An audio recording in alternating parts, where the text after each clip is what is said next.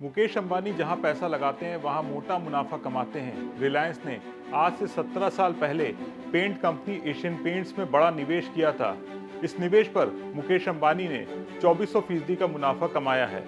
अब रिलायंस इस निवेश से बाहर निकलने का प्लान बना रही है। मुकेश अंबानी की कंपनी ने ये फैसला ऐसे वक्त में किया है जब पेंट सेक्टर मार्जिन के दबाव और बढ़ती प्रतिस्पर्धा का सामना कर रहे हैं। ये खबर क्यों बड़ी है, एशियन पेंट्स की हालत क्या है और इस डील से किसको क्या फायदा नुकसान हो सकता है, आइए पूरी कहानी समझते हैं। नमस्कार, मैं हूं सौरभ दीक्षित और आप देख रहे हैं बिस्तर। मीडिया रिपोर्ट्स के मुताबिक एशियन पेंट पे रिलायंस इंडस्ट्रीज अपनी 4.9% हिस्सेदारी बेचने की तैयारी कर रही है। साल 2008 में रिलायंस ने एशियन पेंट्स में 4.9% हिस्सेदारी करीब 500 करोड़ रुपए में खरीदी थी। आज ये हिस्सेदारी करीब 11,141 करोड़ रुपए की हो गई है, यानी रिलायंस को 22 गुना से भी ज्यादा रिटर्न मिला है। इसमें डिविडेंड भी शामिल है। रिपोर्ट्स के मुताबिक रिलायंस ने इस डील को हैंडल करने के लिए बैंक ऑफ अमेरिका को हायर किया है। ये डील एक ही बार में हो सकती है या फिर मल्टीपल ब्लॉक डील्स के जरिए भी की जा सकती है। खबर ये भी है कि इस डील के लिए कुछ डिस्काउंट ऑफर किए गए हैं। ये शेयर 6 से 7% डिस्काउंट पर बेचे जा सकते हैं। अब सवाल उठता है, रिलायंस क्यों बाहर निकलना चाहती है? तो इसका सीधा जवाब है पेंट सेक्टर में बढ़ता कंपटीशन और गिरते मार्जिन।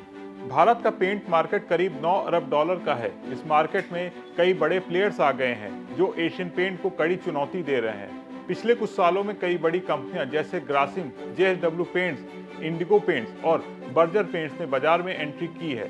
इन कंपनियों ने न सिर्फ नए प्रोडक्ट लॉन्च किए बल्कि एशियन पेंट्स के मजबूत डिस्ट्रीब्यूशन नेटवर्क में भी सेंध लगाई है। एशियन पेंट जो अब तक मार्केट लीडर थी, उसका मार्केट शेयर FY25 में 59% से घटकर अब 52% रह गया है।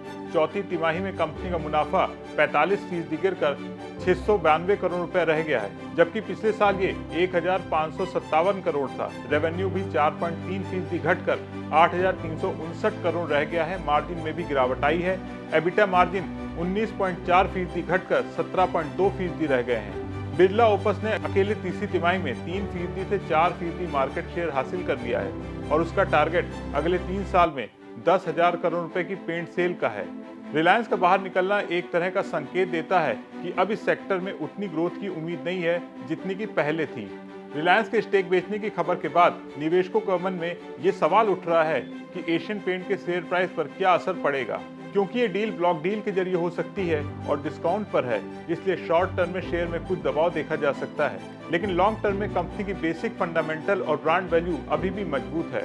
रिपोर्ट्स में यह भी कहा गया कि अगर बोली मन मुताबिक नहीं आती है तो रिलायंस इस डील को रद्द भी कर सकता है, यानी कि ये डील अभी 100% फाइनल नहीं है। बाजार की प्रतिक्रिया, प्राइस बैंड और बायर्स के रुख पर सब कुछ निर्भर करेगा। रिलायंस इंडस्ट्रीज का पेंट सेक्टर से बाहर आना इस सेक्टर में बढ़ती प्रतिस्पर्धा और घटती ग्रोथ का संकेत है। रिलायंस के लिए ये डील जबरदस्त रिटर्न का मौका है, वहीं इंडस्ट्रीज के लिए ये एक नए दौर की शुरुआत है जहां ग्राहक, इनोवेशन और डिस्ट्रीब्यूशन ही असली गेम चेंजर होंगे।